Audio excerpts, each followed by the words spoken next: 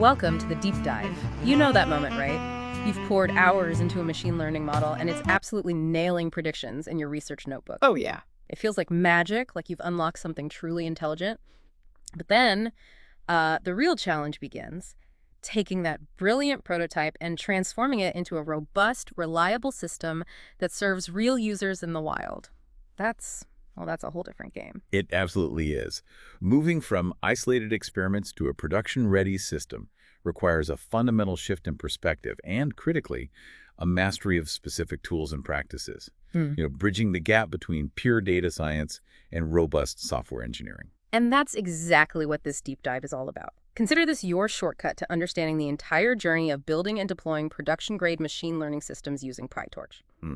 We're going to unpack the essential tools and best practices, starting from the very core building blocks, moving through optimization, and finally into sophisticated serving strategies. And this deep dive is really custom-tailored for you, drawing fascinating insights and practical advice from a carefully curated stack of expert sources on PyTorch.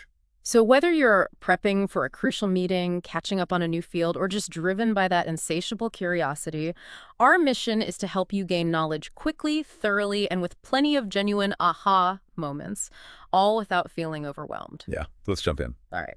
So when we think about building a solid foundation in PyTorch for production, where do we really begin? For us, it all starts with the universal building block, tensors. Right. Think of them as the foundational data structures in PyTorch, essentially n-dimensional arrays, conceptually very similar to what you might know from NumPy.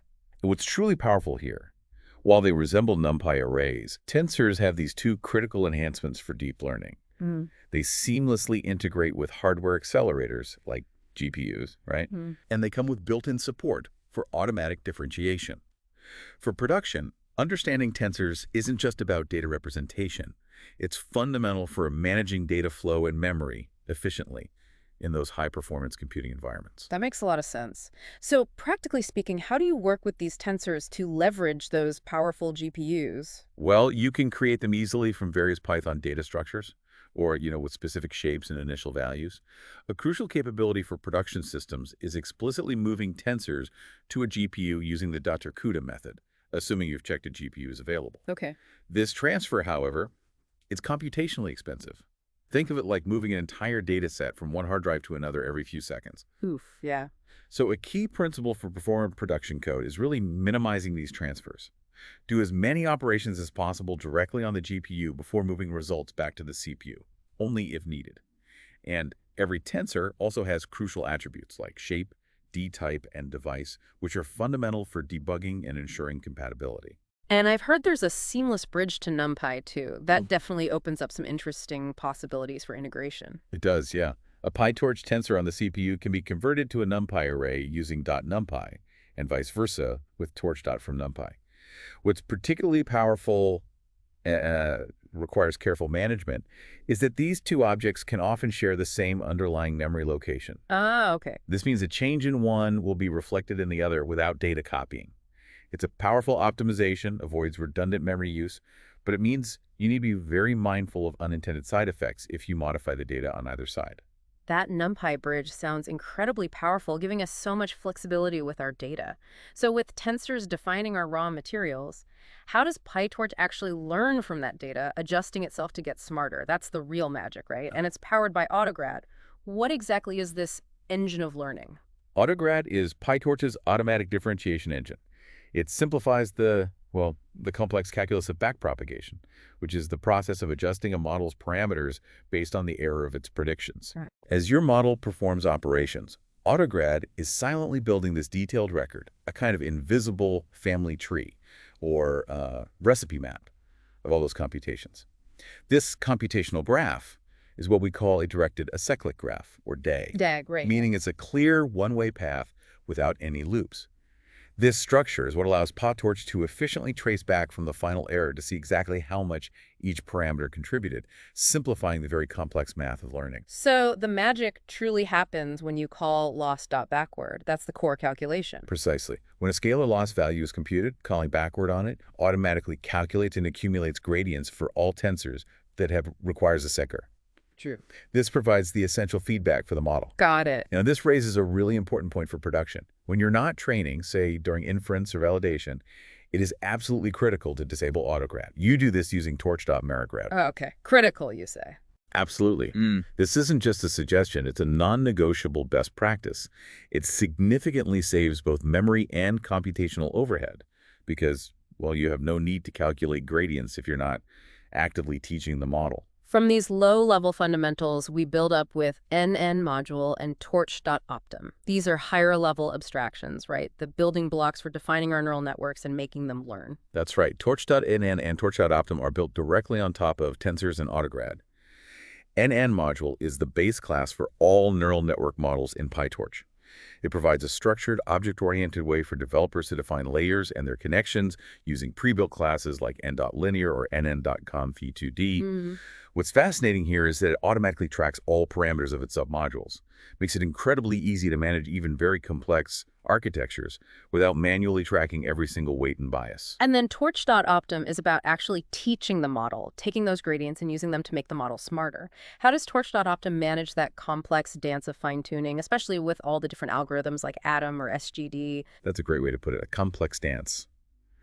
Torch.optim provides precisely those algorithms, Atom, SGD, others, that use the gradients computed by Autograd to update the model parameters.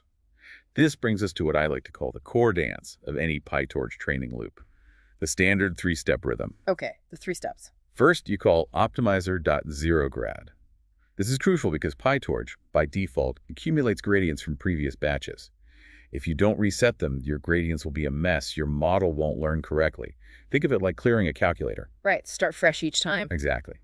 Then, loss.backward computes the gradients for the current batch. And finally, optimizer.step uses those freshly computed gradients to update the model's weights according to the chosen optimization algorithm.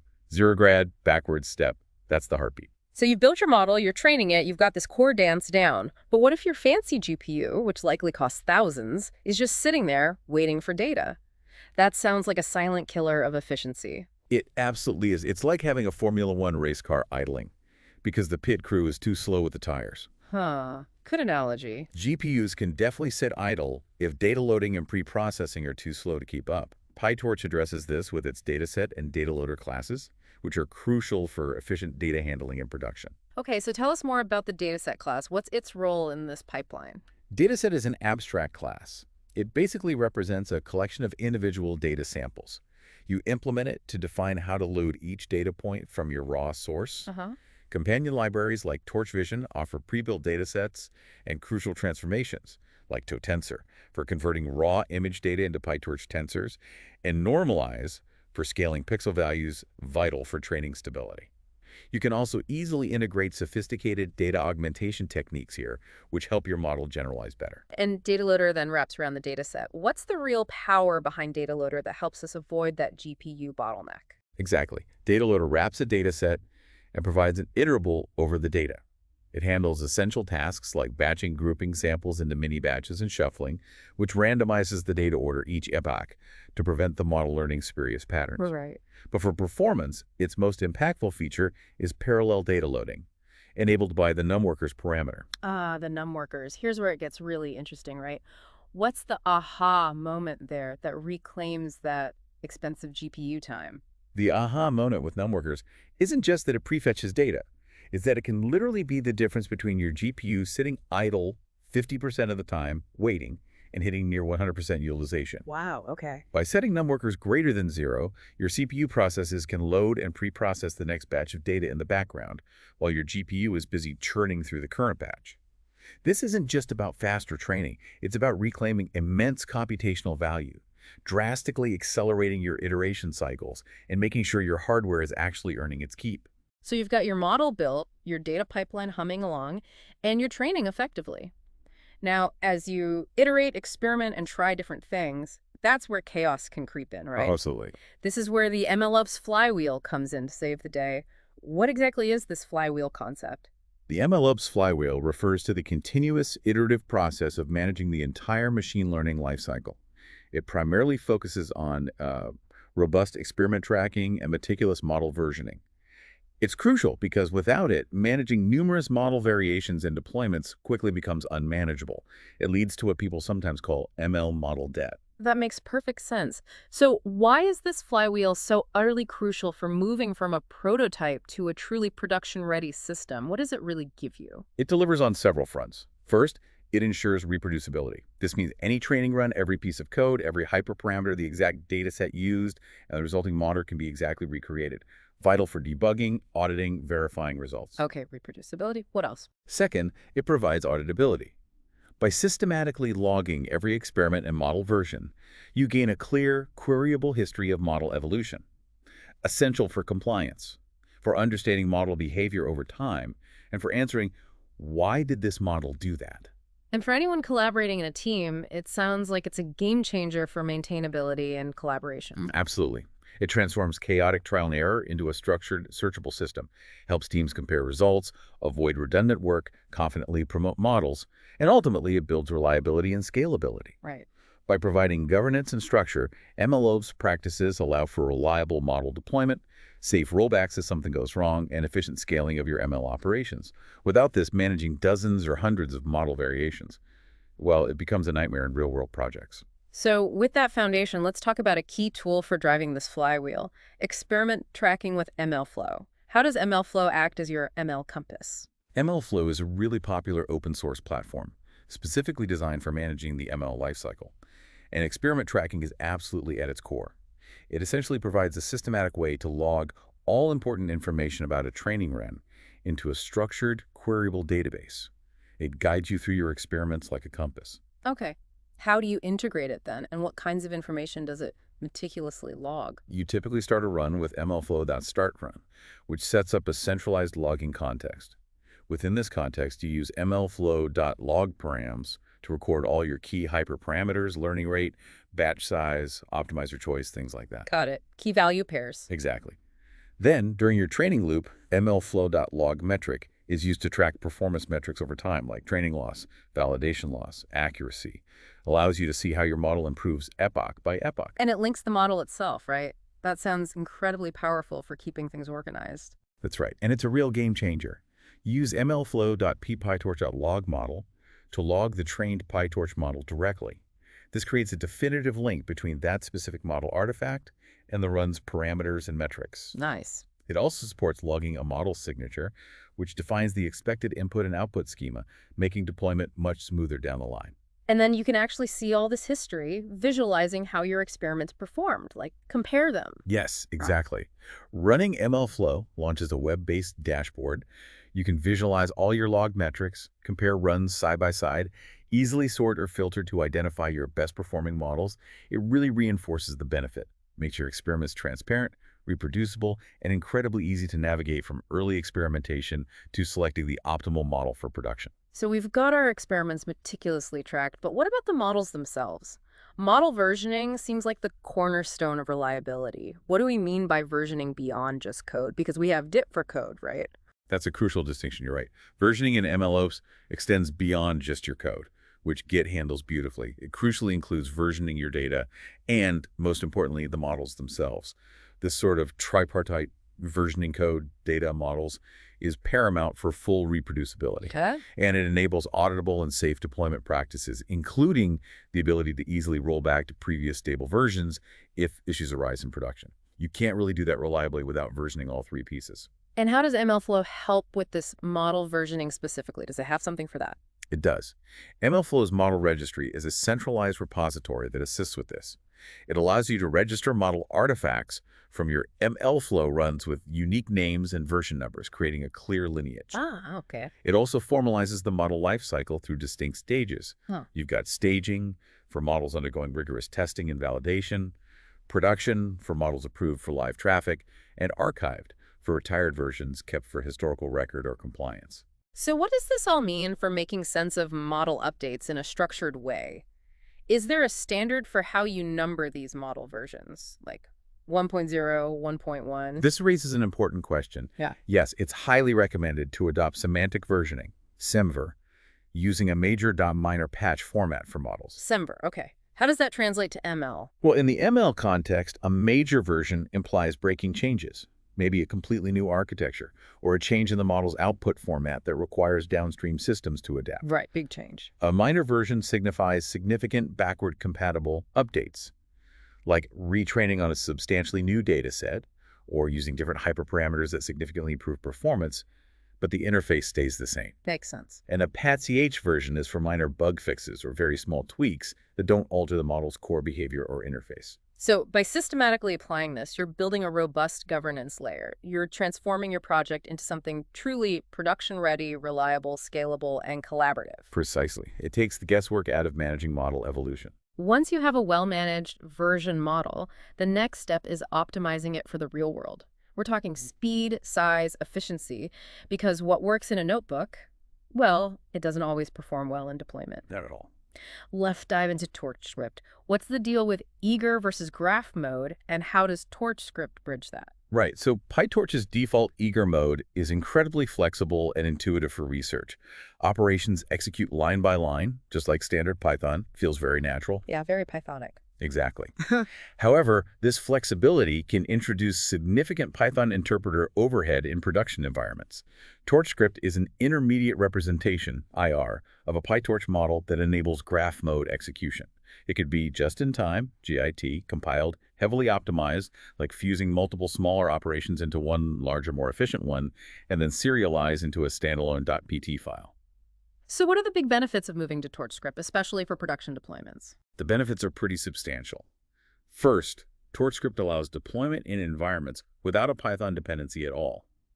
Think C++ applications, mobile devices, embedded systems. Ah, that's huge. Crucially, it provides significant performance benefits by eliminating that Python interpreter overhead, leading to faster inference times.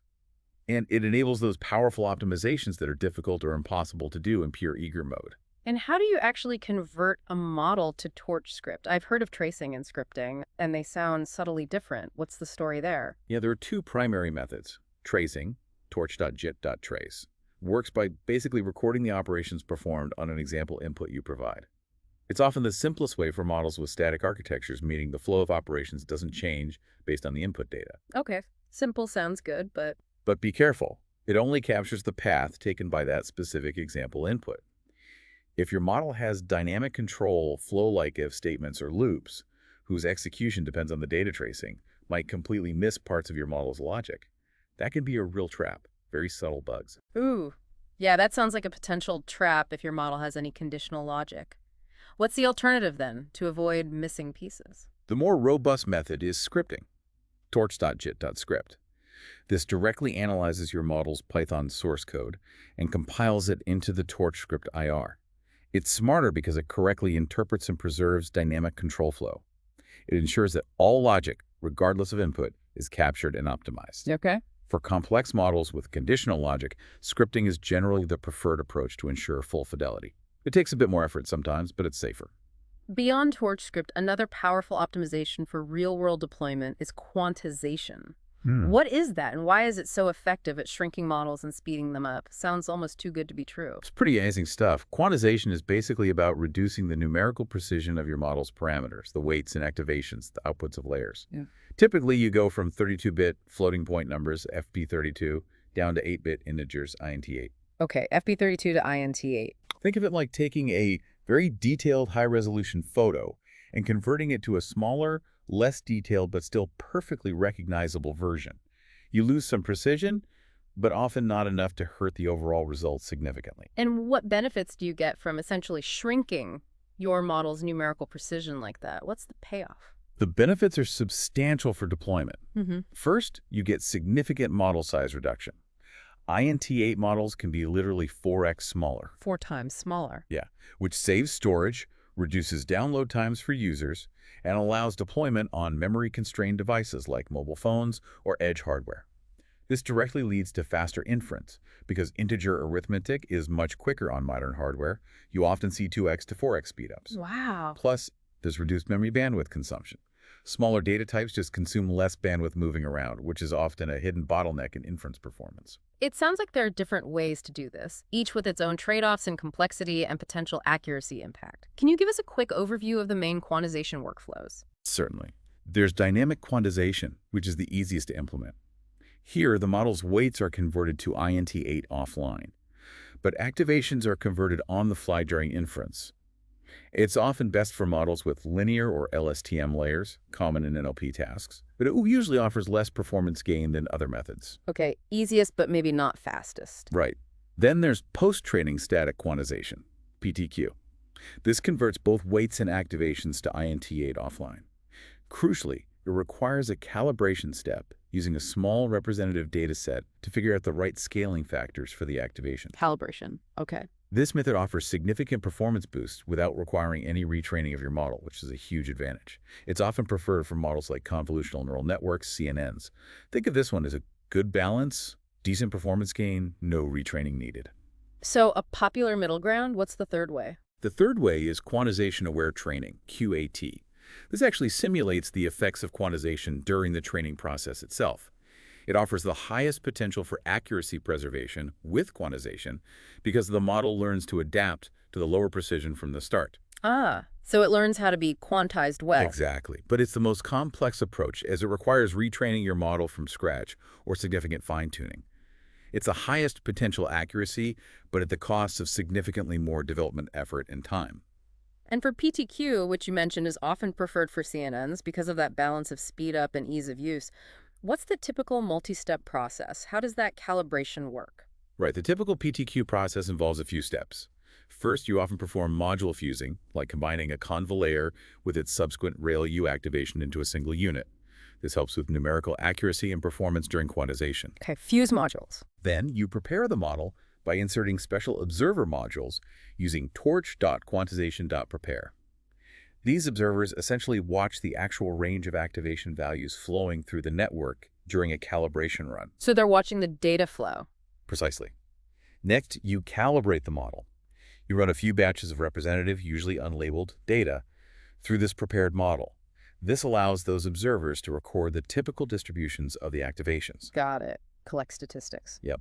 And finally, you convert the model using torch.quantization.convert. This removes the observers and uses the statistics they collected to transform the model layers to their final int8 form, applying the appropriate scaling factors. We've built it, we've tracked it, we've versioned it, and we've optimized it. Now it's time to serve it to the world. And the first crucial step for deploying pretty much any modern application, especially ML, is containerization with Docker. Why is Docker so absolutely essential for bringing PyTorch models into production? It's essential because ML applications have complex, often very specific dependencies, right? Everything from precise Python versions to specific PyTorch builds, maybe specific CUDA driver versions. It gets complicated fast. Oh, yeah. Dependency hell. Exactly. Yes. Docker encapsulates all of this, the code, the model, the libraries, the OS dependencies, into a self-contained unit, a container. This ensures consistent replication across any environment. It famously solves the "it works on my machine" problem. Which, let's be honest, has probably cost every ML engineer a few nights of sleep. Definitely. So it's about portability, consistency, isolation, and scalability, especially when you think about orchestration platforms like Kubernetes, right? What generally goes into a typical Docker file for an ML application? Can you walk us through that? That's right, all those benefits. A Docker file typically starts by selecting an official PyTorch runtime base image that sets up your core Python and PyTorch environment. Then, you usually establish a working directory inside the container. After that, you copy your requirements.txt file over and run pip install to get all your Python dependencies. Next, you copy your actual application code and the serialized model artifact, like the .pt or .mar file, into the container. Makes sense. Code, model, dependencies. Then you declare which network port the container will listen on using the expose instruction.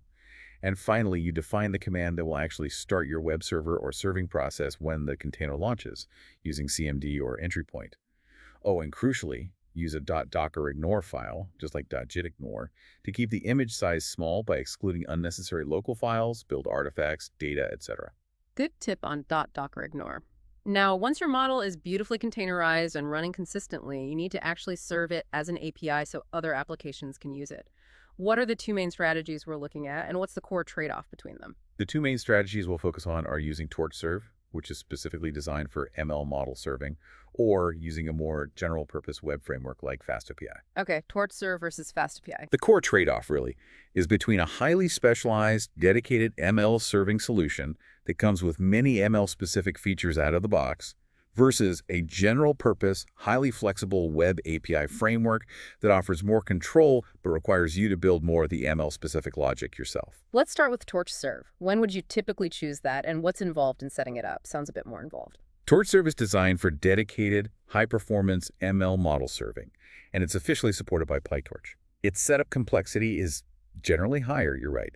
It requires you to write a custom handler script in Python that defines how your model loads, pre-processes input, runs inference, and post-processes the output. A custom handle, okay. Then you use a command line tool called Torch Model Archiver to bundle your serialized model, like a TorchScript.pt file, and this handler script into a single .mar file, a model archive. Okay, .mar file. What's really powerful here is that it's highly optimized for ML inference. It comes with built-in features like dynamic batching, which intelligently groups incoming requests together on the fly to maximize GPU throughput, which is huge for performance. Dynamic batching built in, nice. Yeah, and it offers other rich, out-of-the-box ML-specific features like APIs for model versioning, management APIs to load and unload models without downtime, and built-in metrics endpoints for monitoring. It is less flexible, though, because it has that prescribed handler structure. So when's the ideal time to choose TorchServe? You choose TorchServe when model inference is your primary concern, when you need maximum throughput, maybe advanced model management features like versioning or A/B testing, and you want a dedicated, battle-tested ML serving solution. The brief workflow is create that handler, archive the model to a .mar file, and then run the TorchServe process pointing to your model store. And what about FastAPI? That seems to be incredibly popular for web APIs in general, so how does it fit into ML serving? FastAPI is a fantastic choice for general-purpose, high-performance web APIs, where model inference might be just one component of a larger service. Its setup complexity is much, much lower. Easier to get started. Definitely. It's a standard Python web framework. Often you can get a basic prediction endpoint up in a single Python file. It's extremely fast for single requests due to its underlying ASGI foundation, using libraries like Uvicorn or Hypercorn. But what about things like batching? Good point. Features like dynamic batching typically need manual implementation. You'd have to write that logic yourself, maybe collecting requests in a queue for a short period. It also lacks those out-of-the-box ML-specific features like model versioning APIs or built-in inference metrics. All that logic loading models, potentially handling multiple versions. Batching must be built by the developer. So more DIY on the ML side. Right. But the big advantage is its flexibility. It's highly flexible, allowing easy integration with other business logic, databases, authentication systems, complex API structures with multiple different endpoints. Yeah. Anything you'd normally do in a web app. So when does FastAPI shine for ML?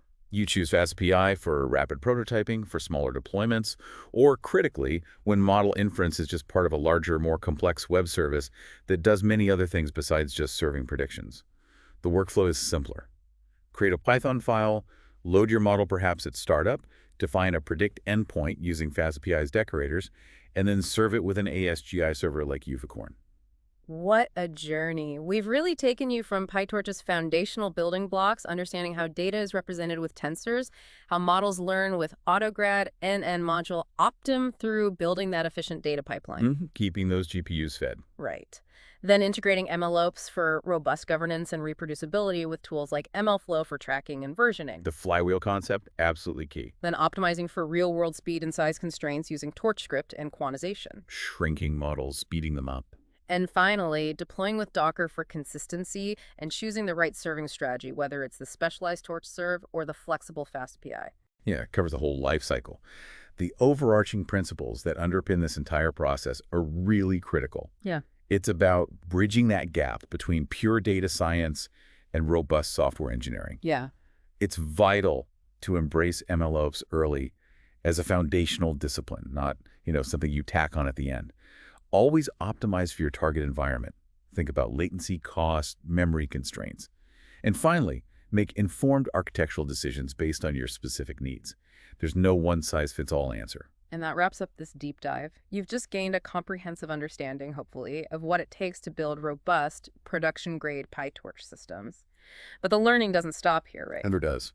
For your next steps, we invite you to explore further, perhaps delving into CI/CD automation, really automating that entire MLOps workflow, taking models from a code commit all the way to deployment with minimal manual intervention. That's where the real efficiency gains come in. Or maybe advanced monitoring, implementing systems to track deployed models, not just for uptime, but for performance degradation, for concept drift in the real world, setting up alerts, and maybe even automated retraining triggers to ensure your models stay sharp over time. That's super important for long-term health. Absolutely. You could also look into distributed training.